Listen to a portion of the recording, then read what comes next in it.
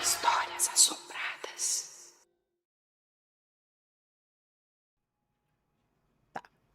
A música tá rolando certinho, né? Tá, tá. Vamos lá. Oi, Ana, tudo bem? Me chamo Fulana e tenho um triste relato. Vixe, ai meu Deus, já começou. Tudo aconteceu há cerca de 7 anos, quando o meu marido começou a beber muito e ficou viciado em jogar sinuca. A cada noite chegava em casa mais tarde, sempre muito bêbado. Eu imaginava que os horários, sempre mais tarde, eram somente em virtude dos jogos e bebidas. PS. Antes disso tudo ocorrer, ele era um bom marido, muito honesto. E, infelizmente, depois de certo período, ele piorava a cada dia e não aceitava conversar. Como eu não saía, como eu não saía Como eu não saía de casa e não ia atrás de conversa, passaram-se cerca de 4 anos e meio e ele não mudava. 4 anos e meio e ele não mudava. Foi então que comecei a colocar na presença de Deus. Pedi para que ele revelasse o que estava acontecendo. Certo dia, meu marido, que não deixava o celular nem para tomar banho, saiu para trabalhar e o celular ficou o dia inteiro em casa. Nessa época, só ele tinha celular. Então a minha filha caçula pegou o aparelho para jogar e acabou vendo uma mensagem suspeita de uma mulher. Eu estava com visita em casa, fiz um sinal para minha filha e, entendendo, ela guardou depressa o celular. Após a visita ir embora, fui para a casa dos meus pais com o meu marido, que ainda não sabia de nada. Então peguei o número da mensagem e liguei do celular da casa dos meus pais. E você não imagina, Ana, ela riu da minha cara, confessou tudo e ainda disse que estava com ele há cerca de 4 anos e meio. E mais, ela ainda disse que se eu quisesse salvar o meu casamento, ela deixaria. Ela ainda disse que se eu quisesse salvar o meu casamento, ela deixaria. Como eu não queria que meus pais percebessem, nem mesmo meu marido, na volta para casa, depois do meu esposo me chamar para irmos comprar um gado, morávamos numa fazenda e vivíamos da venda de leite.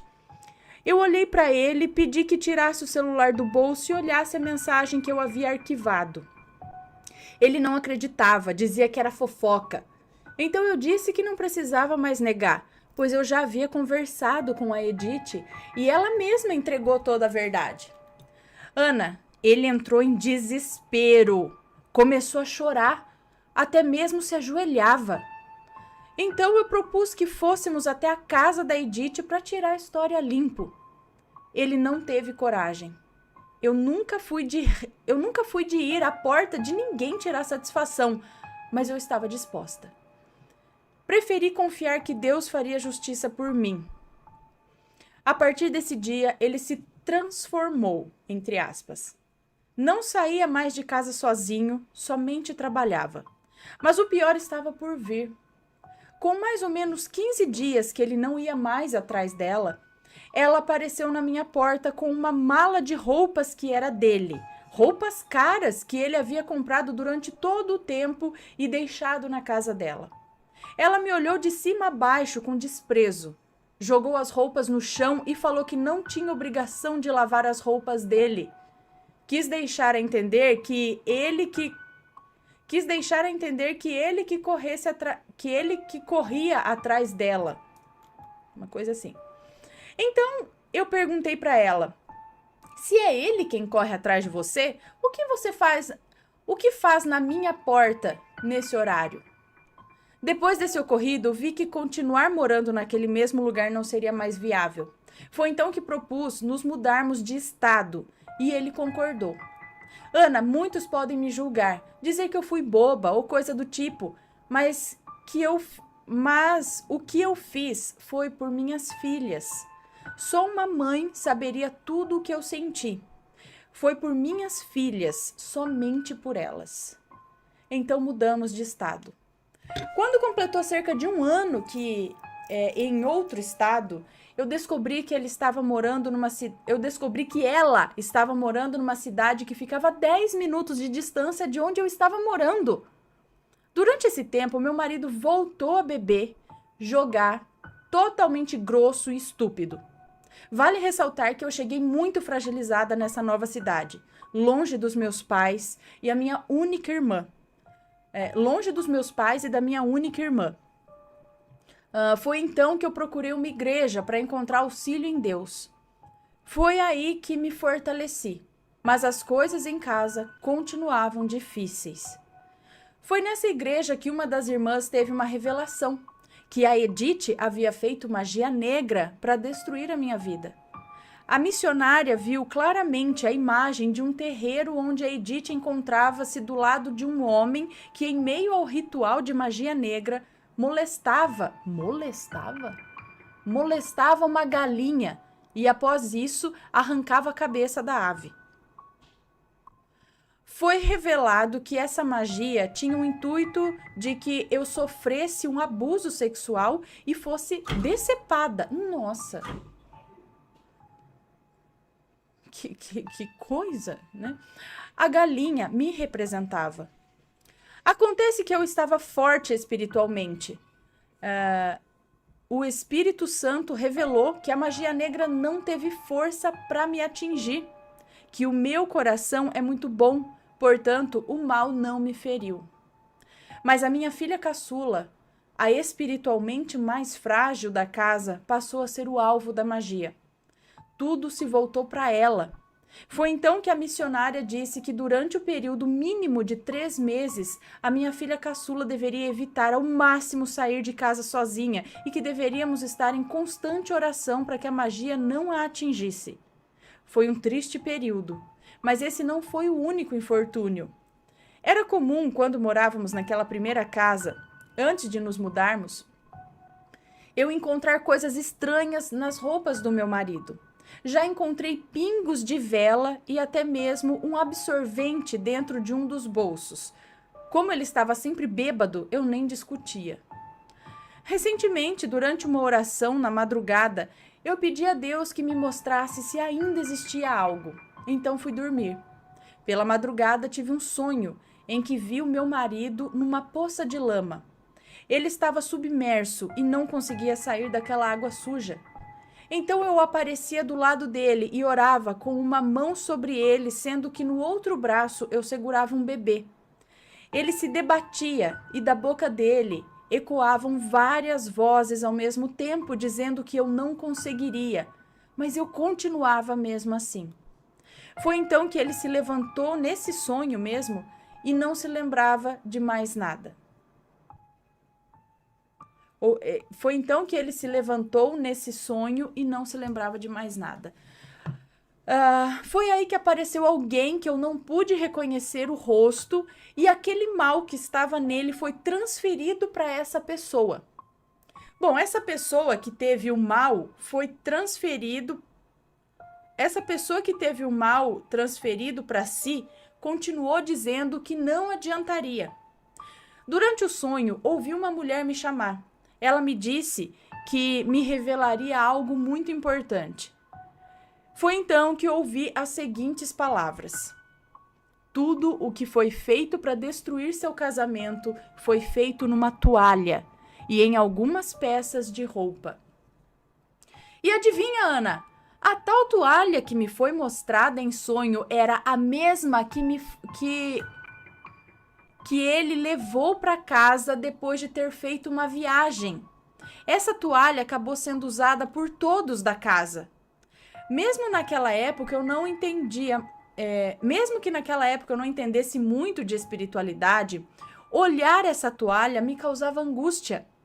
De certo modo, eu sentia que ele não havia comprado aquela toalha. Pensei até que fosse a minha sogra que tivesse dado, o que depois eu tive a confirmação que não. Depois disso tudo ter sido revelado, senti uma ânsia de vômito muito forte, ainda em sonho. Foi aí que saí pro lado, deixei aquelas pessoas e de repente fui retirando da minha boca um emaranhado de algo que parecia carne, juntamente com algumas meias. No sonho ainda, ela tirava essas coisas da boca dela.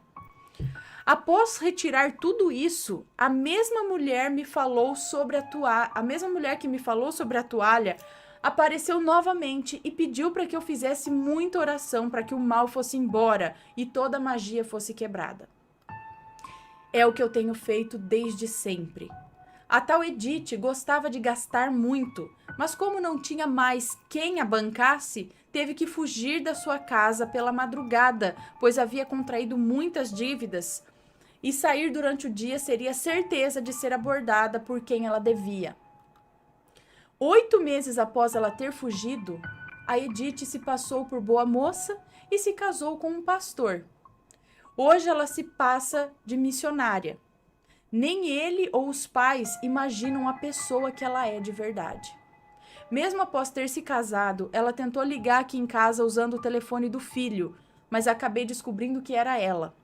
Então eu mandei uma mensagem com todos os nomes que ela usava para tentar se comunicar com meu esposo, perguntando para ela por qual nome ela desejava que eu a chamasse, já que até nome de homem ela usou para tentar fazer inferno. Deixei bem claro que eu sabia de tudo e de toda a maldade que ela fazia. Então eu disse que se ela continuasse, eu deixaria bem claro para o então marido dela e os sogros quem ela era de verdade. Eu não sou de fazer esse tipo de coisa, mas caso ela tentasse algo, eu diria quem ela é e tudo que ela fez. Após isso, ela apagou todas as redes sociais que usava. Nunca mais aparece e eu espero que assim continue. Desde então, tenho orado muito. Aos poucos as coisas vão se ajeitando. Deus tem cuidado de tudo e eu sei que vai continuar cuidando. Tentei resumir ao máximo. Se fosse relatar tudo, seria relato para mais de hora. Obrigada por ter lido meu relato. Fiquem com Deus. Um beijo. Um beijo para você. Obrigada por mandar a sua história. Então, peraí. O seu marido... Você foi vítima de magia, mas a magia não pegou. Você estava espiritualmente forte ali. Mas a magia foi somente para você ser ferida e, enfim, morrer? Ou teve magia para cima dele também? Alguma magia, alguma amarração para cima dele? Provavelmente, né? E a bebida, o jogo, esses vícios foram também por conta da magia dela? Será? E agora... Ele voltou ao normal, tá tudo bem? Ele voltou a ser o homem bom que ele era antes ou ainda tá meio no perrengue, hein? Porque eu tô falando, essa mulherada, meu Deus do céu. Olha, mas volta, as coisas voltam mais cedo ou mais tarde. Não adianta se esconder atrás de denominação, não. Está gostando dos relatos no Reverso Assombrado? Então não se esqueça de deixar o seu like. E é claro, se ainda não for inscrito, se inscreva.